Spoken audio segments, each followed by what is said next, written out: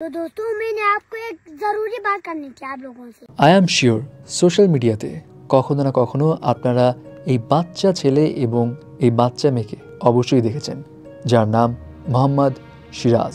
মোহাম্মদ সিরাজ পাকিস্তানের সবথেকে কম বয়সী একজন ইউটিউবার, যার ফ্যান ফলোয়ার্স শুধু পাকিস্তানেই নয়, বাংলাদেশ ভারতেও অনেক। কিন্তু দুঃখের বিষয় হলো মোহাম্মদ সিরাজ ঘোষণা দিয়ে দিল তিনি আর কখনোই ভ্লগিং করবে না। কারণটা কি? কারণটা তার বাবা চায় না। এখন তার বাবা কেন চায় না সেই বিষয়টাও বলছি, তবে বিষয়টা একটু শকিং, কারণ মোহাম্মদ সিরাজের খুব অল্প সময়, মাত্র 2 মাসের ব্যবধানে 37টা ভিডিও দিয়েই ইউটিউবে সাবস্ক্রাইবার নাম্বার ছিল 8 লাখেরও বেশি এবং ইনস্টাগ্রামে এখন তো তার নাম্বার অফ ফলোয়ার্স 2.1 মিলিয়ন। যেখানে মানুষজন কঠোর পরিশ্রম করেও সোশ্যাল মিডিয়াতে সাকসেস পায় না, সেই জায়গায় মোহাম্মদ সিরাজ এত অল্প সময়ের মধ্যে এত সাকসেস পাওয়ার পরও ভ্লগিং কেন কন্টিনিউ করবে না? তার বাবা কেন এইটা আর মোহাম্মদ সিরাজকে কন্টিনিউ করতে দিবে না? বিষয়টা নিয়ে সবাই বেশ শকড ছিল। কিন্তু কারণটা যখন আপনি জানবেন তখন আপনিও হয়তো বুঝতে পারবেন যে তার বাবার এই কাজটা করা আসলেই ঠিক ছিল।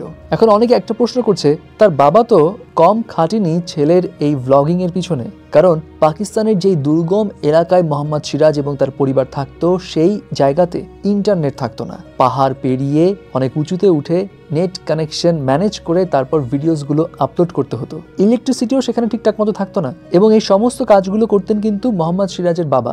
সো বাবা যেখানে ছেলের এই ভিডিও নিয়ে এত ইন্টারেস্ট ছিল, সেই বাবার হঠাৎ করে কি হলো যে এত কঠোর একটা সিদ্ধান্ত নিতে বাধ্য হলো? ওয়েল, তার বাবা সম্প্রতি ভিডিও ক্লিপস জানায় ঘটনাটা কি।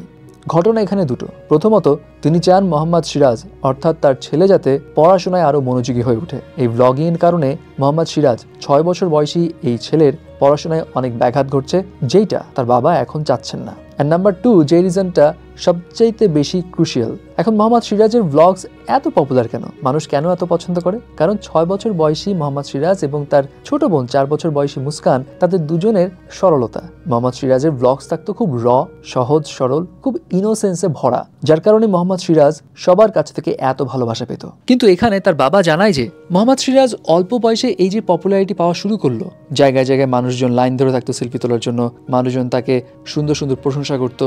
এই যে এই পপুলারিটি পাওয়ার পর তিনি দেখলেন মোহাম্মদ সিরাজের আচার আচরণে একটা পরিবর্তন এসছে। কিরকম পরিবর্তন? আগে যেমন মোহাম্মদ সিরাজ খুব সহজ সরল ছিল, আশপাশের লোকদের সঙ্গে খুব সরলতার সঙ্গে মেলামেশা করত, সহজ সরলভাবে কথাবার্তা বলতো, সেগুলো তার ভিতর থেকে দিনকে দিন হারিয়ে যাচ্ছিল।